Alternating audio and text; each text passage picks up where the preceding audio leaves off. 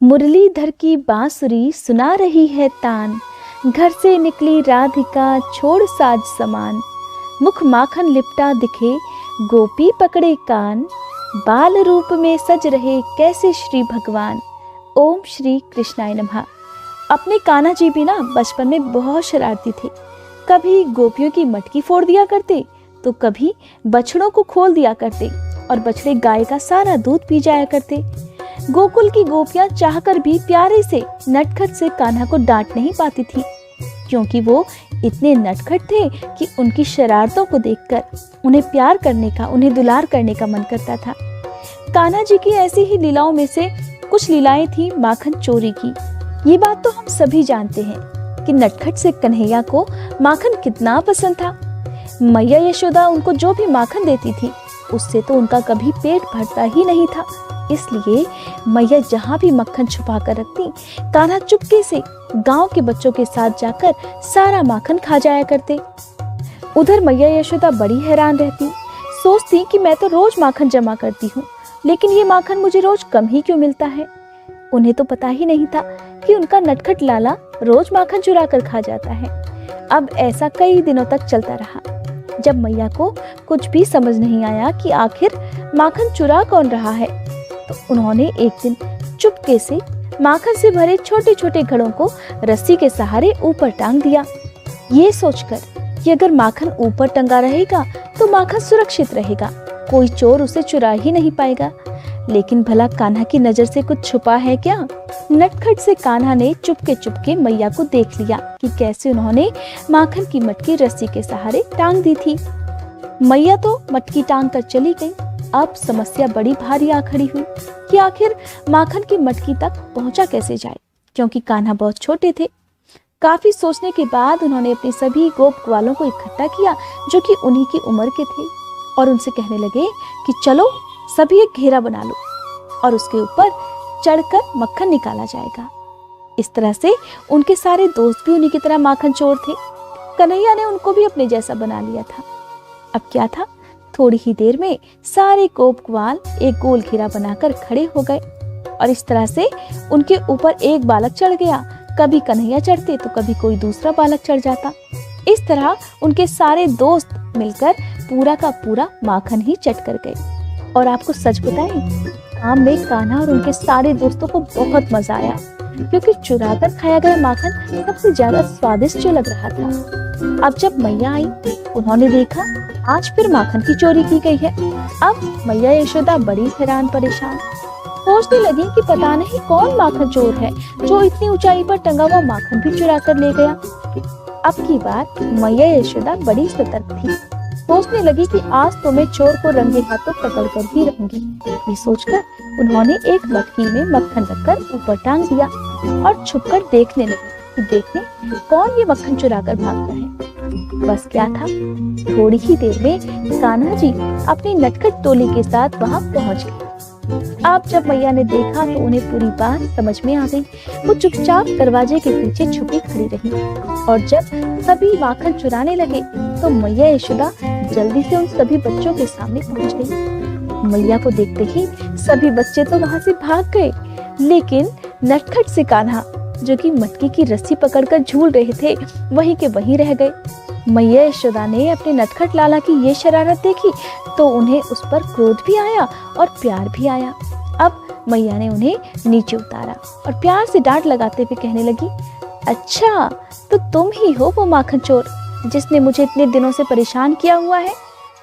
कन्हैया अपनी मैया को देखकर मुस्कुराने लगे, कहने लगे, मैया मैं नहीं माखन खायो।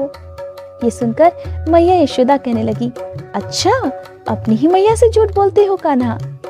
जिस तरह से किसी चोर को रंगे हाथों चोरी करते पकड़ा जाए तो उसकी सूरत देखने लायक होती है, ठीक वैसे ही सूरत भगवान कृष्ण की उस समय हो गई थी। नटखट से कन्हैया की भोली सी सूरत को देखकर और उनकी प्यारी सी बात सुनकर मैया ने अपने लाल को अपने गले से लगा लिया और कहने लगी, मेरा प्यारा नटखट माखन चोर। बस तभी से कन्हैया को प्यार से माखन चोर कहकर बुलाया जाने लगा। अभी नटखट से शरारती कन्हैया की माखन चोरी की कहानी यहीं पे समाप्त नहीं होती है, एक कहानी और भी है। अब देखिए माखन चोर नटखट से कान्हा को रंगे हाथ पकड़ने के लिए ग्वालिन ने भी एक अनोखा जुगाड़ लगाया। दरअसल कन्हैया केवल मैया यशोदा का ही माखन नहीं चुराते थे, वो आसपास रहने वाली सभी गोपियों के घर में भी चुपके से पहुंच जाया करते। उनके घर भी माखन से भरी मटकी तोड़ दिया करते। वैसे तो आसानी से माखन चुराने की कोशिश किया करते थे, लेकिन वो कहावत भी आपने सुनी होगी, जब घी सीधी उंगली से ना निकले तो उंगली टेढ़ी करनी पड़ती है। बस कन्हैया भी ऐसा ही करते थे। जब वो देखते थे कि माखन भरी मटकी ऊपर टंगी हुई है तो पहले तो उस मटकी को उतारने का प्रयास किया जाता।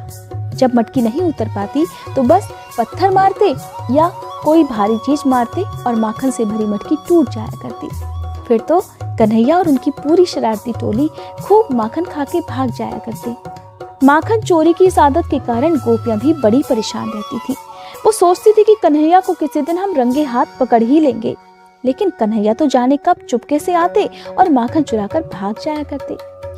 एक बार क्या हुआ कि माखन चोर नटखट को पकड़ने के लिए एक ग्वालिन ने एक अनोखा जुगाड़ लगाया। उसने क्या किया कि माखन की मटकी के साथ एक घंटी भी बांध दी कि जैसे ही कन्हैया यहाँ मटकी को हाथ लगाएंगे बस घंटी बज उठेगी और मैं उसे रंगे हाथों तुरंत पकड़ लूंगी। अब ग्वालिन ने माखन से भरी मटकी के साथ ही घंटी बांधकर उसे लटका दिया और निश्चिंत हो गई कि अब तो चोर को मैं रंगे हाथों पकड़ ही लूंगी। उधर अवसर पाकर नटखट कान्हा हमेशा की तरह ग्वालिन के घर में चुपचाप घुस गए, ये सोचकर कि किसी को उनके पाँव की भनक तक ना लगे। ये बात तो सभी जानते हैं कि जब चोर चोरी करने आता है तो दबे पाँव चुपके से आता है ताकि उसकी आहट तक किसी को ना लगे।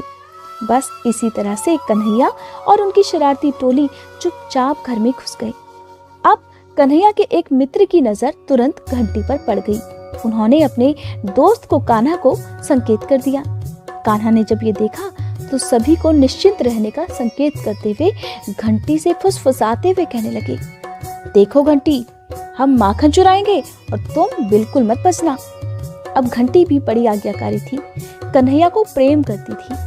कहते हैं कि द्वापर युग के समय हर जीव जंतु को, हर निर्जीव वस्तु को भी बोलने का वरदान प्राप्त था। घंटी कहने लगी, जैसी आज्ञा प्रभु, मैं बिल्कुल नहीं बचूंगी, तुम चुपचाप माखन चुराओ। अब कन्हैया ने खूब माखन चुराया, अपने सखाओं को खिलाया, लेकिन घंटी बिल्कुल नहीं बची। इतना ही नहीं, खुद तो माखन खाया, आसपास रहने वाले बंदरों को भी माखन खिलाया, लेकिन घंटी थी कि बिल्कुल बची नहीं। सारा का सारा माखन खत्म हो चुका था, लेकिन जैसे ही कन्हैया ने माखन से भरा हाथ अपने मुंह में डाला तभी तुरंत घंटी बज उठी। घंटी की आवाज सुनकर ग्वालिन दौड़ी दौड़ी घर के अंदर आई। अब जैसे ही ग्वालिन घर के अंदर आई तो अंदर जो शरारती टोली माखन चुरा रही थी उनमें सब में भगदड़ मच गई। सारे के सारे वहां से भाग गए, लेकिन कान्हा पकड़ में आ गए। जैसे ही कान्हा को ग्वालिन ने पकड़ा तो कान्हा कहने लगे, अरे ठहर जाओ जरा, तुम्हें जो सजा देनी है वो मुझे दे दो, लेकिन पहले जरा मैं इस घंटी से तो निपट लूं। क्यों री घंटी, तो क्यों बजी? मैंने मना किया था ना कि जब तक हम माखन ना चुरा लें और यहाँ से भाग ना जाए बिल्कुल नहीं बजना।